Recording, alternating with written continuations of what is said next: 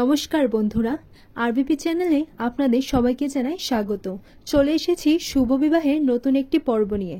আজকের পর্বে আপনারা শুরুতেই দেখতে পাবেন সুধার জেঠু তেজকে বলে, বিশ্বাস করো বাবা, আমরা সব টাকাটা একটু একটু করে জমিয়েছিলাম, কিন্তু শেষে আর পাড়ি দিতে পারলাম না। তখন সুধা বলে, আপনি আবারও আজকে আমাদের উপর অনেক বড় একটা উপকার করলেন। কি করে যে আপনার ঋণটা আমরা শোধ করব, কিন্তু আমি কথা দিচ্ছি মর্টগেজের সব টাকা যেখান থেকে পারবো জোগাড় করে আমি দিয়ে দেব। আপনাকে এখানে কানা 20 টাকাও দিতে হবে না। এরপর তেজ বলে, আমি যদি টাকাটা না দিই তাহলে টাকাটা কোত্থেকে আসবে সুধা? আপনারা আবার শ্বশুরবাড়ির সামনে না হাত পাতবেন নাকি? এরপর সুধার ভাই বলে, তেজ তুমি এটা কি বলছো? এরপর তেজ রেগে গিয়ে বলে, আমি তো ভাবতেই পারছি না যে তোমার পরিবার এত বড় একটা মিথ্যে বলে এই বিয়েটা দিয়েছে, এতটা ঠক। আর তোমার পরিবার তো একদম ক্রিমিনাল। সুধা এটা শুনে তেজের উপর খুবই রেগে যায়, আর রেগে গিয়ে তেজকে বলে, মিস্টার বসু মল্লিক, আপনি মুখ সামলে কথা বলুন। আপনি না জেনে না বুঝে কোনো কিছু এভাবে বলতে পারেন না।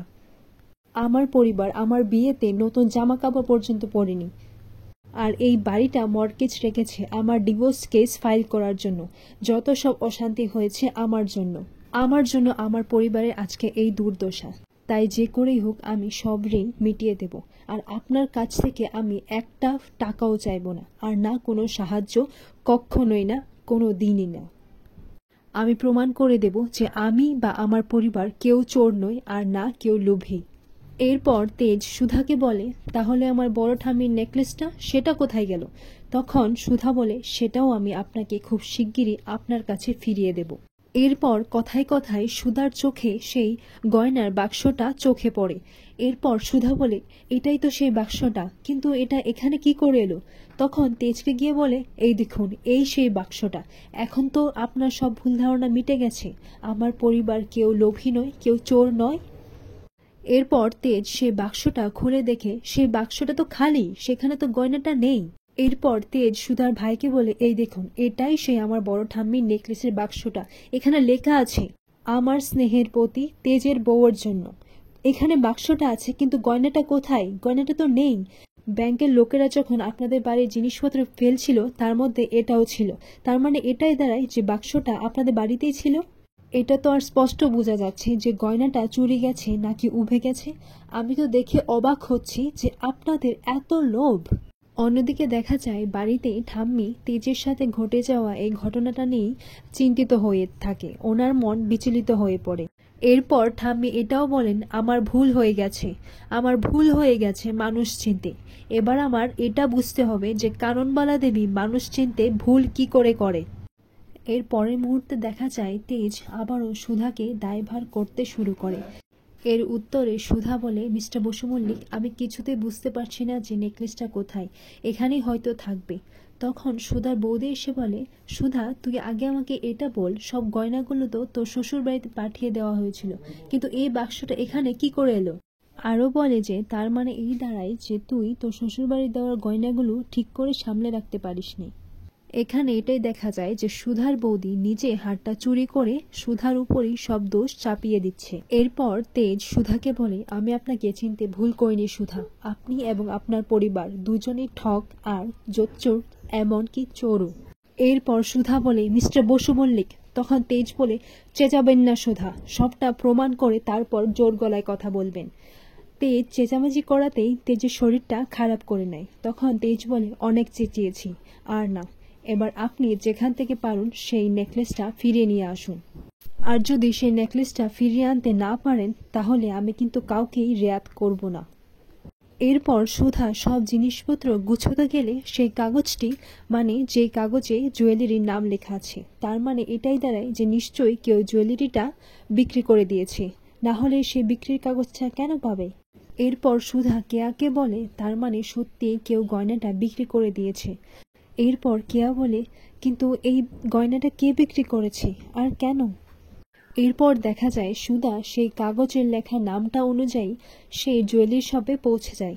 জুয়েলারি শপে গিয়ে সেই নেকলেসটার খোঁজ করলে জানা যায় যে নেকলেসটা কেউ অলরেডি নিয়েছে। তখন সুধা অনেক মিনতি কাকতি করে এটাই বলে যে আমার নেকলেসটা যে করে হোক চাই, আপনারা প্লিজ দয়া করে এটা করে দিন। সেখানের দোকানদার বলে, সরি ম্যাডাম, আপনি এর থেকে আরো ভালো ডিজাইনের নেকলেস পাবেন, আপনি সেইগুলোর মধ্যেই একটা নিয়ে নিন। তখন সুধা বলে, না না, আমার ওই নেকলেসটাই চাই, যে করেই হোক আপনারা দয়া করে আমার এই সাহায্যটা করে দিন। ওই পুষ্পরাগের নেকলেসটা আমার কাছে খুবই দামি, এই নেকলেসটার সাথে আমার পরিবারের সব মান সম্মান জড়িয়ে আছে, এটা খুঁজে পেতেই হবে। এরপর সুধা কিয়াকে বলে, তোর মনে আছে বিয়ের রাতে আমি তোকে একটা চিঠি দিয়েছিলাম? এরপর কিয়া বলে, হ্যাঁ, সেটা তো আমি জামাইবাবুকে দিয়ে দিয়েছি। তখন সুধা বলে, না।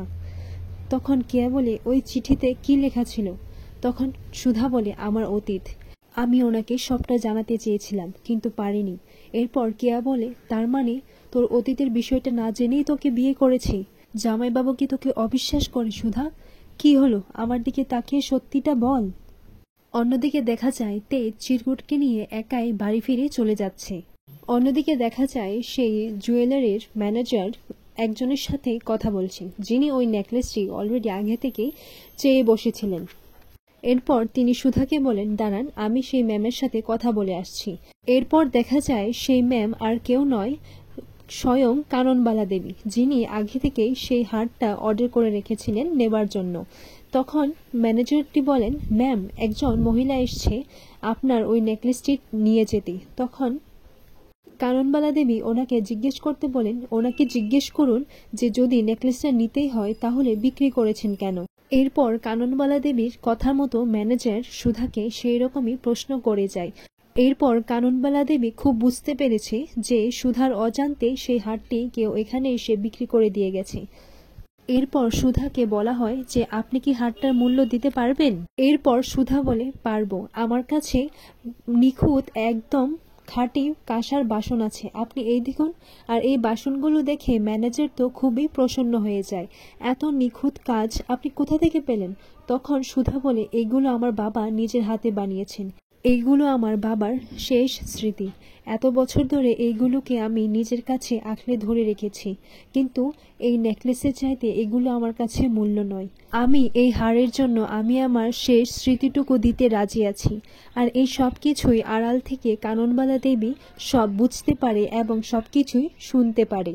এরপর ম্যানেজার বাবু বলেন, দাঁড়ান, আমি একটু কথা বলে আসছি। তখন ম্যানেজার বাবু কাননবালা দেবীকে জিজ্ঞেস করলে উনি বলেন, ওই হারটা ওই মেয়েটিকে আপনি দিয়ে দিন। এরপর কাননবালা দেবী মনে মনে বলেন, আমি এই হারটা কিছুতেই হারাতে চাইছিলাম না, তাই আমি এই হারটি নিতে এসেছি, কিন্তু এই হারটা যে আমার থেকেও সুধার কাছে বেশি মূল্যবান, এই হারটার জন্য সুধা তার বাবার শেষ স্মৃতিটুকু দিয়ে দিল। এরপর সুধা হারটি ফিরে পায়। আর অন্যদিকে দেখা যায় তেজ তার ব্যবহার করা সবকিছু কথাই মনে করতে লাগে। তেজের তো অনেক সেবা যত্ন করেছিল। এরপর তেজ মনে মনে ভাবে যে ওরা তো আমার এত সেবা যত্ন করেছে, আমি ওদের সাথে এরকম একটা ব্যবহার করলাম, না, আমার উচিত হয়নি এটা করা। এরপর তেজ এটাও ভাবতে লাগে যে আমি এটা কোন তেজ হয়ে গেলাম, আমি সুধার সাথে এত খারাপ ব্যবহার করলাম। এরপর তেজ সুধার প্রত্যেকটা ব্যবহার, প্রত্যেকটা কথা সে মনে করতে লাগে। এমনকি তেজ সুধাকে তার পাশে কল্পনাও করতে লাগে। আর এভাবেই আজকের পর্বটি শেষ হয়।